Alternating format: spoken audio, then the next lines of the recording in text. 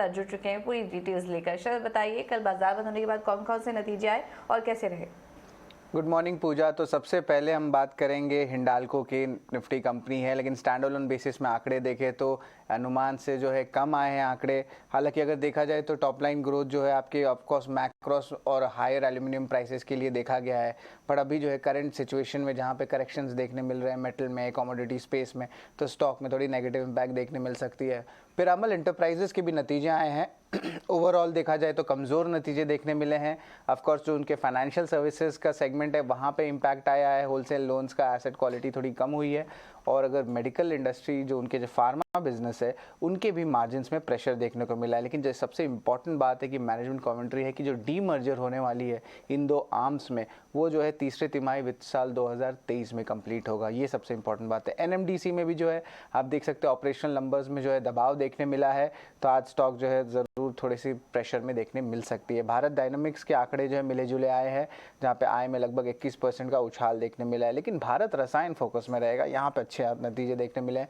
लगभग 65% ग्रोथ आय में देखने मिला है। हालांकि मार्जिन में ज़रूर थोड़ी दबाव है और अभी करंट जो सिचुएशन है कमोडिटी स्पेस में, जहाँ पे थोड़ी सी करेक्शन देखने मिल सकती है। बर्जर पेंट्स में भी जो है जिस तरह पेंट कंपनीज की हाल थी, यहाँ पे आप देख सकते हैं कि मोरलेस जो ऑपरेशनल नंबर्स है वहाँ पे इम्पैक्ट आई है और मार्जिन्स भी जहाँ लगभग आप कह सकते हैं कि 70 बेसिस पॉइंट्स का गिरावट ईयर ऑन ईयर बेसिस में देखने मिला है। जी इंटरटेनमेंट के आंकड़े की बात करें तो यहाँ पे भी मिले जुले नतीजे देखने मिले हैं। हालांकि ऑपरेटिंग रेवेन्यू जो है वो 18% का ग्रोथ देखने मिला है, लेकिन अगर मार्जिन्स की बात करें तो यहाँ पे जो है भारी दबाव देखने मिला है। एंटनी वेस्ट हैंडलिंग सेल आपके जो स्मॉल कैप कंपनी है, यहाँ पे बहुत अच्छे नतीजे देखने मिले हैं। आय में 40% का ग्रोथ और अगर मुनाफे की बात करें तो 60% के ऊपर का ये आंकड़ा है। इनियोसिस टायरो सोल्यूशन है तो स्मॉल कैप कंपनी, लेकिन एक बहुत बड़ा डिविडेंड का ऐलान कर दिया है कंपनी ने। और ये जो डिविडेंड है वो 105 रुपये प्रति शेयर का। अगर इसको डिविडेंड यील्ड के बारे में बताएं तो 14% यील्ड शेयर होल्डर्स को आपको ऑलरेडी मिल चुका है अगर आप ये स्टॉक होल्ड करते, तो ये स्टॉक ज़रूर फोकस में रखिएगा। मुथूट के नंबर्स आए हैं तो मोरलेस कमज़ोर नतीजे देखने मिले हैं। टॉप लाइन के नंबर्स देख लीजिए या बॉटम लाइन के। और आखिर में जो है आपके इंडस्ट्रियल गुड स्पेस, जहाँ पे बहुत अच्छी बाइंग देखने मिल रही है।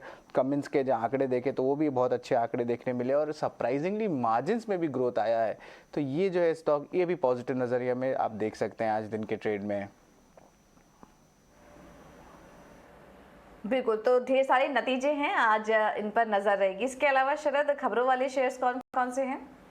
जी बिल्कुल, अब खबरों वाले शेयर्स में जो है एयरटेल फोकस में रहने वाला है। जो सिंगटेल है उन्होंने क्लैरिफाई किया न्यूज़ रिपोर्ट्स को और वो कह रहे हैं कि जो मार्केट स्पेकुलेशन हो रही है जो और जो न्यूज़ ओवरऑल थी कि वो जो है स्टेक जो है अपनी थोड़ी बेचेंगे और प्रमोटर्स एयरटेल के वो लेने वाले। दूसरा स्टॉक रहेगा टोरेंट फार्मा फोकस में। इन्होंने 4 ब्रांड्स जो है डॉक्टर रेड्डीज से अक्वायर किए हैं। ये बड़े ब्रांड्स हैं और एक्विजिशन अमाउंट लेकिन हालांकि मेंशन नहीं है।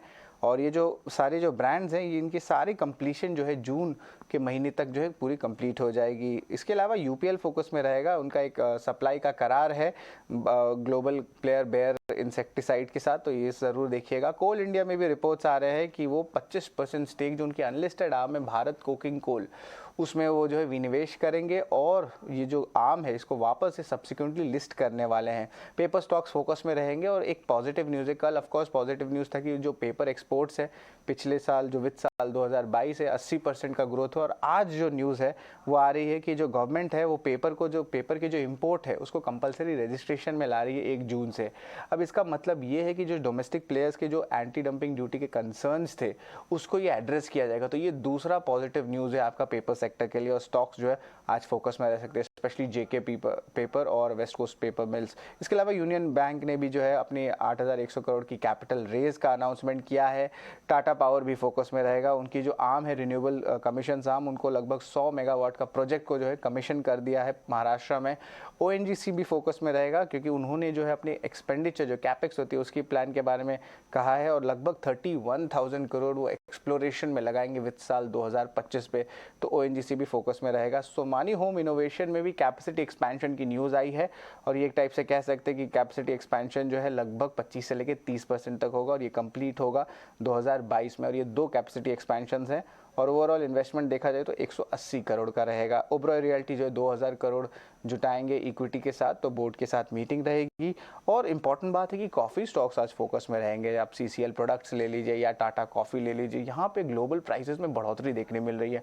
और ये जो फ्यूचर्स में क्या हुआ है कि आपके जो ड्राई वेदर हुई है ब्राज़ील में, तो उसके कारण कॉफ़ी का जो उत्पादन है ब्राज़ील में वो कम हो जाएगा। तो उसके कारण जो भारतीय एक्सपोर्टर्स जैसे कि सीसीएल प्रोडक्ट्स हुए, जो बहुत one of the world's largest exporters है कॉफ़ी और चाय के, और टाटा कॉफ़ी जहाँ पे जो एक्सपोर्ट्स होते हैं कॉफ़ी और लगभग 84% उनके रेवेन्यू आते हैं, तो ये सारे स्टॉक्स के लिए एक पॉजिटिव रिएक्शन देखने मिल सकता है। तो ओवरऑल देखा जाए तो कमोडिटी स्पेस से बहुत न्यूज़ फ्लो आ रही है। बिल्कुल। तो कमोडिटी स्पेस से काफ़ी सारे न्यूज़ आ रही है और एक-एक खबरें देखिए शरद ने आपको बताई कि कौन सी खबरें पॉजिटिव है और नेगेटिव है। थैंक यू शरद, ये सारी जानकारी देने के लिए और नतीजों के बारे में भी डिटेल्स बताने के लिए।